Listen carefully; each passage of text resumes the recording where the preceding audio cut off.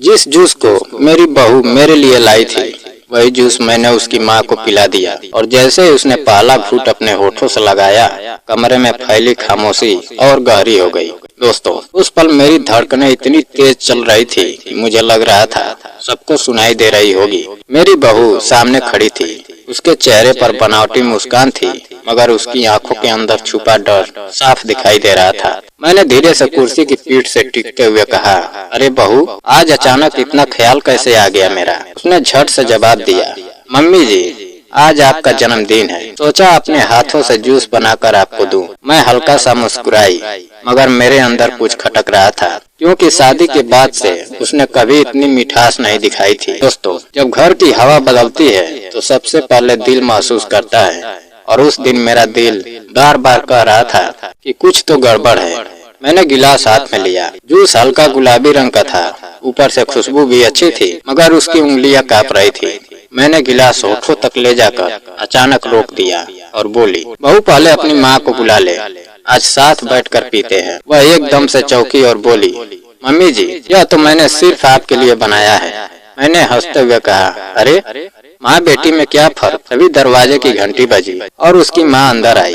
हाथ में फल और मिठाई थी। उसने मुस्कुराकर कहा, नमस्ते बहन जी, कैसी तबीयत है? मैंने प्यार से उसे बैठाया और कहा, बिल्कुल ठीक हूँ। देखो तुम्हारी बेटी कितना ख्याल रखने लगी है। आज मेरे लिए अपने हाथों से जूस बनाया है। बहू के चेहरे का रंग उड़ गया। उसने जल्दी से कहा, मम्मी जी, आप ही पी लीजिए। मगर मैंने गिलास उसकी माँ के हाथ में थमा दिया और बोली, पहले तुम चख लो, अगर अच्छा है तो मैं भी पी लूंगी। दोस्तों, जैसे ही उसने एक घूंट लिया, उसके चेहरे पर अजीब सा भाव आया। उसने गिलास दूर रखते हुए कहा, यह जूस इतना कड़वा क्यों है? कमरे में सन्नाटा छा गया। मेरी बहू के होठ सूख गए और आंखों में डर तैरने लगा। मैंने धीरे से कुर्सी से उठते हुए कहा, कड़वा तो होगा ही, क्योंकि इसमें सच्चाई मिली है। मेरी आवाज सुनते ही बहू कांप गई और बोली, आप क्या कहना चाहती हैं? मैंने उसकी आंखों में देखते हुए कहा, वही जो तू छुपा रही है। दोस्तों, उस पल उसका चेहरा सफेद पड़ गया और वह जमीन पर बैठ गई। उसकी माँ घबरा कर बोली, क्या हुआ बेटी? मैंने धीरे से टेबल पर रखी फाइल उठाई और बोली, यह जूस जब तू बना रही थी तभी मुझे शक हो गया था, इसलिए मैंने इसे पीने से पहले इसकी जांच करवाई और रिपोर्ट मेरे सामने है। कमरे की हवा भारी हो गई। बहू ने रोते हुए कहा, मम्मी जी, मुझे माफ कर दो, मुझसे बहुत बड़ी गलती हो गई। उसकी माँ हैरान होकर बोली, कैसी गलती? मैंने शांत आवाज में कहा, इस जूस में जहर मिला है ताकि मैं धीरे धीरे बीमार पड़ जाऊं और एक दिन मर जाऊं। यह सुनते ही उसकी माँ के हाथ से गिलास गिर गया और वह बेटी को घूरने लगी और बोली, तूने यह क्या किया पागल लड़की? बहू फूट फूट कर रोने लगी और मेरे पैरों में गिर गई और बोली, मम्मी जी, मैंने गुस्से में आकर यह सब किया है। मुझे लगा आप मुझे कभी अपनाओगी नहीं, हमेशा मुझे ताने देती है। मुझे लगता था आप मुझे इस घर में कभी जगह नहीं देंगी, इसलिए मैं नफरत में अंधी हो गई। दोस्तों, उसकी बात सुनकर मेरा दिल भी पिघल गया, क्योंकि कहीं ना कहीं मैं भी दोषी थी। मैंने कभी उसे बेटी की तरह गले नहीं लगाया, हमेशा उसकी गलतियों को ही देखा। मैंने गहरी सांस ली और उसे उठाते हुए कहा, हाँ, मुझसे भी गलतियां हुई हैं। मैंने तुझे अपनाने में देर कर दी, मगर इसका मतलब यह नहीं कि तू मुझे ही खत्म करने की सोच ले। उसकी माँ रोते हुए बोली, बहन जी, इसे माफ कर दो, यह नादान है। मैंने खिड़की की तरफ देखते हुए सोचा, अगर आज मैं पुलिस बुलाऊं तो यह लड़की जिंदगी भर के लिए बर्बाद हो जाएगी और मेरा बेटा भी टूट जाएगा, मगर अगर इसे माफ कर दूं तो शायद एक घर बच सकता है। दोस्तों, जिंदगी में कुछ फैसले ऐसे होते हैं जो कानून से नहीं, दिल से लिए जाते हैं। मैंने मुड़कर बहू की तरफ देखा और कहा, आज मैं तुझे सजा भी दे सकती हूँ और माफ भी कर सकती हूँ, मगर उससे पहले तू सच बता, क्या तुझे सच में लगता था मैं तेरी दुश्मन हूँ? उसने सिर झुकाकर कहा, हाँ, क्योंकि हर बार आप मुझे नीचा दिखाती थी। मुझे लगता था इस घर में मेरी कोई कीमत नहीं है। उसकी बात सुनकर मेरी आंखें भर आई।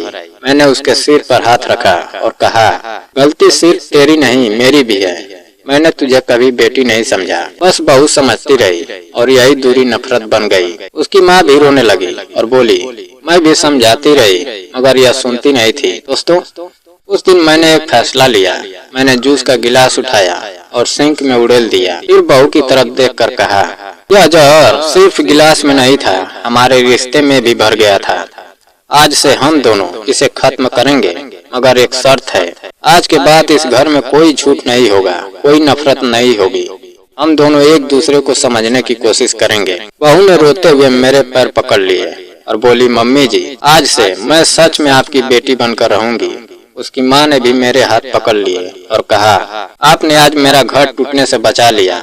दोस्तों, उस दिन मैंने जाना कि कभी कभी सबसे बड़ा बदला माफी होती है और सबसे बड़ी जीत रिश्तों को बचाना होता है। अगर उस दिन मैं बदले की आग में जलती तो एक घर उजड़ जाता, मगर मैंने माफी का रास्ता चुना और एक परिवार बच गया। आज वही बहू मेरी सबसे बड़ी ताकत बनकर मेरे साथ खड़ी है और जब भी मैं जूस का गिलास देखती हूँ तो मुझे वह दिन याद आता है जब एक जहर भरे घूंट ने हमें तोड़ने की जगह जोड़ दिया। और मैं सोचती हूँ, अगर उस दिन मैंने गुस्से में आकर फैसला लिया होता तो शायद आज मेरा घर खामोश होता, मगर आज यहाँ हंसी है, अपनापन है। और यही उस दिन का असली सरप्राइज था। जिस जूस को मेरी बहू मेरे लिए लाई थी, वही जूस मैंने उसकी माँ को पिलाकर सिर्फ सच्चाई सामने नहीं लाई, बल्कि अपने घर को टूटने से भी बचा लिया। और दोस्तों, यही जिंदगी का सबसे बड़ा सच है कि रिश्तों को बचाने के लिए कभी कभी दिल बड़ा करना पड़ता है, क्योंकि नफरत का एक पल सब खत्म कर देता है और माफी का एक फैसला पूरी जिंदगी बदल देता है। दोस्तों, अगर कहानी पसंद आई हो तो वीडियो को लाइक और चैनल को सब्सक्राइब करना ना भूलें। जय हिंद।